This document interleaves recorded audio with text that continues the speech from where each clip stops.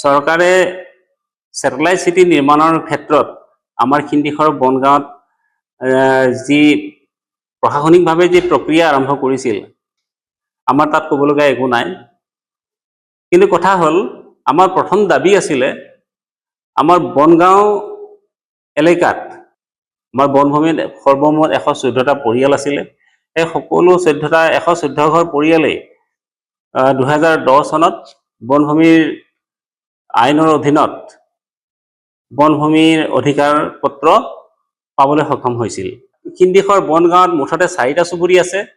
4টা চুবুৰীৰ কাৰো ক্ষয় ক্ষতি নোহোৱাকৈ, কাৰো উচ্ছেদ নোহোৱাকৈ যিখিনি 2010 চনত আমি বনভূমিৰ অধিকাৰ পত্ৰ পাইছিলোঁ, সেই বনভূমিৰ অধিকাৰ পোৱা বনভূমিখিনি আমাক প্ৰথমে ম্যাদীকৰণ কৰি দিব লাগিব।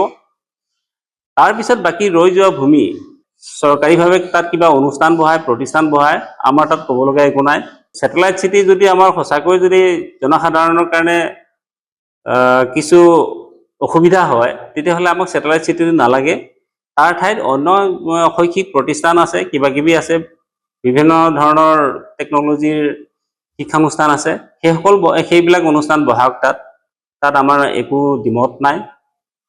মেইন কথা হ'ল কি, আমাৰ যুগ যুগ ধৰি আমি সেই ফৰেষ্ট ভূমিত বসবাস কৰি অহা বনভূমিৰ অধিকাৰ যদিও পাইছোঁ, আমাৰ সেই বনভূমি অধিকাৰ পত্ৰৰ কোনো মূল্য নাই বুলিয়ে ক'ব পাৰি। গতিকে ৰাজগাঁৱত থকা ভূমিৰ যেনেকুৱা মানদণ্ড, তাৰ যেনেকুৱা ভূমিৰ মূল্য, ঠিক তেনেকুৱা আমাৰ ফৰেষ্ট ভূমিত থকা ভূমিৰ মূল্য তেনেকৈ আমি মূল্য নিৰ্ধাৰণ কৰিব নোৱাৰোঁ। আমি ফৰেষ্ট ভূমিত থকা যিবিলাক ভূমি, সেইবিলাক ভূমিৰ বিপৰীতে আমি খাজনাৰ ৰচিদ দিব নাপাওঁ, খাজনাৰ ৰচিদো নাপাওঁ, মাটিৰ প্ৰমাণপত্ৰ নাপাওঁ, PRCৰ কাৰণে আমাৰ আবেদনত অসুবিধা হয়, ইনকাম চাৰ্টিফিকেটত অসুবিধা হয়, বিভিন্ন আমি অসুবিধাৰ সন্মুখেৰে আমি ইমান দিনে অতিবাহিত কৰি আহি আছোঁ। 415 হেক্টৰ মাটিৰ ভিতৰতে নলধাৰা বিল এখন আছে আৰু পাহাৰ এটা আছে। গতিকে সেই পাহাৰটো আৰু বিলটো বাদ দি 2700 বিঘা মুঠতে মাটি আছে তাত। 2700 বিঘাৰে আমাক 1150 বিঘা 2010 চনত 1150 বিঘা মাটি ফৰেষ্ট ৰাইট এক্টত আমাৰ তাৰ ফৰেষ্ট ভিলেজাৰসকলে ভূমিৰ অধিকাৰ পত্ৰ 2010 চনত পাইছে। সেই ভূমিখিনি আমাক প্ৰথমে ম্যাদীকৰণ কৰক। আমাৰ সেইটোৱে এটা আমাৰ ট্ৰাইবেল জনসাধাৰণৰ কাৰণে এটা ৰক্ষা কৱচ বুলি ভাবোঁ। বাকী ৰৈ যোৱা ভূমি চৰকাৰে লাগিলে তাত কি প্ৰতিষ্ঠান বহায়, কি বহায়, আমাৰ তাত ক'বলগীয়া একো নাই। বাকী ৰৈ যোৱা ভূমিত কোনো বসবাস কৰা নাই, খালী আছে সেইবোৰ। গতিকে খালী আছে, এনেই মিছামিছি মাজে মাজে বহুত আশংকা আমাৰ মাজত আহে যে কোনোবা আহি তাত বহিব, কোনোবাই মাটি ল'ব। এইটো পূৰ্বৰে পৰা তেনেকৈ মানে এটা ধাৰণা এটা হৈ আছে। আৰু মাজে মাজে বহু এংকোজাৰ তাত বহিছিলোঁ, 2-3বাৰ আমি তাত বিভিন্ন ঠাইৰ পৰা মানুহ জাকে মানুহ বহিছিল এসময়ত। আমি সেয়া মেজিষ্ট্ৰেট লগত নি তেওঁলোকক মানে উঠাব লগা হৈছে। গতিকে সেই শংকাৰ পৰা আমি সম্পূৰ্ণ মুক্ত হ'ম আৰু গোটেই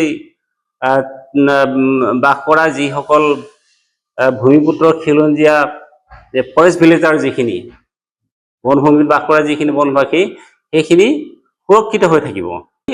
সমূহ খিন্দিখৰ বনগাঁওবাসী ৰাইজৰ হৈ আমি এই দাবীটো জনাইছোঁ। আমাৰ এই দাবীটো অকল আজি জনোৱাই নহয়, আমি যোৱা 2 বছৰমানৰ পৰা আমি আলোচনা বিলোচনাৰ মাজেৰে আমি আগবাঢ়িছিলোঁ।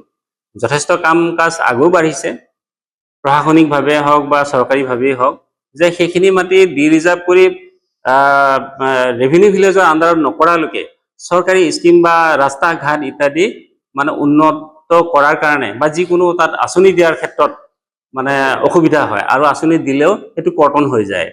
যাৰ কাৰণে নেকি আমাৰ বিহিতা ৰাস্তা, খিন্দিখৰৰ ৰাস্তা, কোনো ৰাস্তা আজিলৈকে ডেভেলপমেণ্ট হোৱা নাই, ভাল হোৱা নাই। এই কেঁচা ৰাস্তাই আছে। আমি বহুবাৰ যদিও আবেদন নিবেদন কৰিছোঁ, কিন্তু আমি সুফল পোৱা নাই। ফৰেষ্ট ভিলেজখিনি মানে ৰেভিনিউ ভিলেজৰ লগত অন্তৰ্ভুক্ত কৰি ম্যাদী পট্টাৰ ব্যৱস্থা কৰিবৰ কাৰণে আমি দাবী জনাইছোঁ। যিখিনি ৰৈ যোৱা আমাৰ 2010 চনত পোৱাখিনিহে কৈ আছোঁ। 2010 চনত পোৱাৰ বাদে বাকী যিখিনি ভূমি আছে, তাৰ বাদেও যথেষ্ট ভূমি আছে। সেইখিনি তেওঁলোকে স্যাটেলাইট চিটি বনোৱাৰ ক্ষেত্ৰত আমিও অকণমান বাধা দিছোঁ, কিন্তু বাকী অন্য চৰকাৰী অনুষ্ঠান প্ৰতিষ্ঠান গঢ়াত আমাৰ অসুবিধা একো নাই। আপুনি বিচৰা বাতৰি পাব কেৱল নিউজ 18 এপত। নিউজ 18 এপ ডাউনলোড কৰিবলৈ স্কেন কৰক এই QR কোড। গুগল প্লে ষ্টৰতো পাব এই নিউজ 18 এপ।